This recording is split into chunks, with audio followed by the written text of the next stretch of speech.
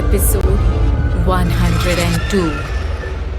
सरपंच ने गांव वालों के सामने पंचायत चुनाव के लिए अपनी बहू रानी का नाम घोषित कर दिया था।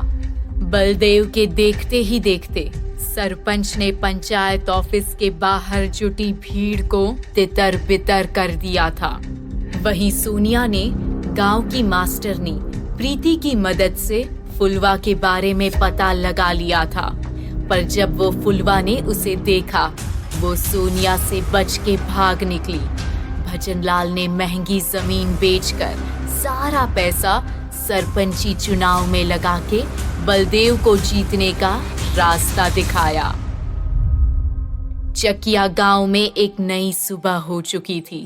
गांव के बच्चे अपने स्कूल की घंटी सुन तेजी से भाग रहे थे, पर स्कूल के गार्डन में बैठी प्रीति अपने ख्याल में खोई थी। उसके चेहरे पे एक अजीब चिंता थी। शायद वो अभिमन्यु को याद कर रही थी। उसने मन ही मन खुद से कहा, ना जाने क्यों तुम इतनी दूर चले गए अभिमन्यु। जिस वक्त मुझे तुम्हारी सबसे ज्यादा जरूरत थी उसी वक्त तुम मेरे पास मेरे साथ नहीं हो, क्यों? तभी एक गांव वाले की आवाज ने प्रीति को उसके ख्यालों से खींच लिया। प्रीति ने देखा गांव के बहुत सारे लोग उससे मिलने आए थे। प्रीति अपनी जगह पे खड़े होते हुए बोली, आप लोग यहाँ, क्या बात है? प्रीति की बात सुन गांव के एक बुजुर्ग आदमी ने कहा, मास्टरनी जी, हम सब चाहते हैं कि आप चकिया की सरपंच बने, जिससे हमारे बच्चों के साथ साथ इस गांव का भी भविष्य बदले। बुजुर्ग की बात पे वहां खड़े सभी लोगों ने हामी भरते हुए हुंकार लगाई। प्रीति को समझ नहीं आ रहा था कि जवाब भी दे तो क्या दे। उसने सबको शांत करते हुए कहा, देखिए, मैं सरपंच नहीं बन सकती, और वैसे भी बच्चों को पढ़ा लिखा कर मैं पहले ही गांव के आने वाले भविष्य को तो बदल ही रही हूँ। मैं एक टीचर हूँ और मेरे लिए वही काफी है। आप सबकी इच्छाओं का मैं सम्मान करती हूँ, पर सरपंच बनना मेरे लिए सही नहीं होगा। घंटों चली बातचीत के बाद आखिरकार प्रीति अपने फैसले पर अड़ी रही। उसने पंचायती चुनाव से किनारा कर लिया था। गांव वाले निराश प्रीति के पास से लौट गए। अब सरपंच के चुनाव के लिए सिर्फ 2 दावेदार थे, बलदेव सिंह और सरपंच की बहू रानी। सफेद लिबास में लिपटी रानी बहुत दिनों बाद किचन में आई थी।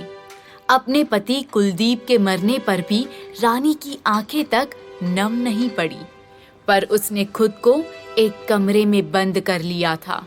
सोनिया उसे देखते ही बोली, मेम साहब, आप क्यों आ गई? मुझे बोल दीजिए अगर कुछ चाहिए तो।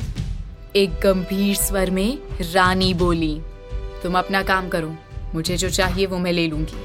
तभी एक भारी आवाज में सरपंच ने पीछे से बोला, लोगों से काम निकलवाने की आदत डाल लो रानी, तुम अब जल्द ही चकिया की नई सरपंच बनने वाली हो।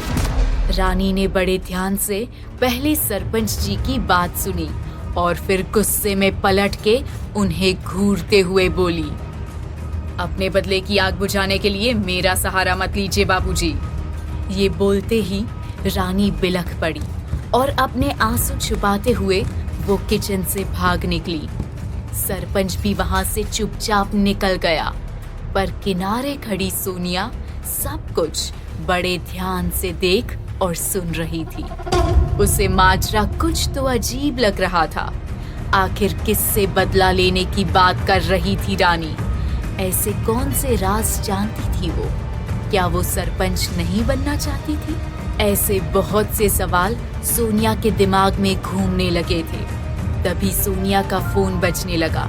उसने देखा वो उसी फोन का नंबर था जो सोनिया ने अभिमन्यु को दिया था। सोनिया ने नजरें घुमाई और फोन रिसीव करते ही धीरे से बोली, अभिमन्यु सर, सब ठीक तो है? अभिमन्यु के घाव अब थोड़ा ठीक हो रहे थे। वो उसी गोदाम में बैठा अपने हाथों में बंदूक पकड़ने की कोशिश कर रहा था। गोली लगने की वजह से उसके हाथ पैर बहुत कमजोर हो गए थे। अभिमन्यु ने फूलती हुई सांसों से कहा। सोनिया, फुलवा का कुछ पता चला? फोन पे सोनिया की फुसफुसाती हुई आवाज आई। फुलवारी देवी पूरा नाम है सर, मैंने उसे ढूंढ लिया है, पर पता नहीं क्यों वो मुझसे बच के निकल गई। ये बात सुन अभिमन्यु भी चौंक गया था। इससे पहले कि वो कुछ और कहता या पूछता, सोनिया ने हड़बड़ाते हुए कहा। चकिया में बहुत उथल पुथल मची है सर। गांव वालों ने सरपंच का विरोध कर दिया। लोग प्रीति को सरपंच बनाना चाहते हैं। इतना ही नहीं, सरपंच जी ने रानी को भी पंचायत चुनाव में उतारने का फैसला कर लिया है, जो बलदेव सिंह के खिलाफ चुनाव लड़ने वाली है। बोलते बोलते अचानक सोनिया ने फोन काट दिया। अभिमन्यु ने दोबारा फोन लगाना जरूरी नहीं समझा, पर सोनिया ने उसे चकिया में चल रहे बदलाव की हवा से रूबरू करवा दिया था। अभिमन्यु ने मन ही मन खुद से कहा, चकिया में सरपंच का वर्चस्व खत्म हो रहा है। धीरे धीरे लोग नकुल की असलियत भी जान ही जाएंगे। ये सोचते हुए अभिमन्यु के चेहरे पे एक कमाल की मुस्कुराहट आ गई। उसने अपनी गन उठाई और सामने रखी एक कांच की बोतल पे निशाना लगाते हुए गोली चला दी। देर रात एक बाइक पे सवार बलदेव और भजनलाल अंधेरे रास्ते पे चले जा रहे थे। भजनलाल अभी भी नींद में था। ऐसा लग रहा था कि बलदेव उसे नींद से उठाकर ले आया था। अपनी आंख मलते हुए भजनलाल बोला, क्या बलदेव भाई, इतनी रात गए, कौन सी आफत आ गई? जा कहाँ रहे हैं हम लोग? बलदेव के चेहरे पर एक घोर चिंता छाई हुई थी। वो तेजी से बाइक भगाए जा रहा था। कुछ दूर चलने के बाद बलदेव ने अचानक बाइक रोक दी। पहले भजनलाल और फिर बलदेव बाइक से उतरे। भजनलाल ने चारों तरफ नजर घुमाई। अचानक उसने कुछ ऐसा देखा कि उसके होश उड़ गए। बलदेव उसे मनहूस बरगद के पेड़ के पास ले आया था। कांपती हुई आवाज में भजनलाल ने पूछा, ये क्या है बलदेव? हम लोग यहाँ क्या कर रहे हैं? बलदेव ने एक भारी आवाज में कहा, तुम चाहते थे ना भजनलाल कि तुम्हारी जमीन की तुम्हें मुंह मांगी कीमत मिले। भजनलाल ने डरते हुए हाँ में सिर हिलाया। बलदेव ने उसके दोनों कंधों को मजबूती से पकड़ते हुए कहा, तब उसका सिर्फ एक ही रास्ता है, हमें इस खतरनाक बरगद के पेड़ को काटना पड़ेगा। यही एक तरीका है चकिया से भुताहा गांव का ठप्पा हटाने का। बलदेव की बात सुन भजनलाल थर थर कांपने लगा। क्या सच में बरगद का पेड़ कटने वाला था?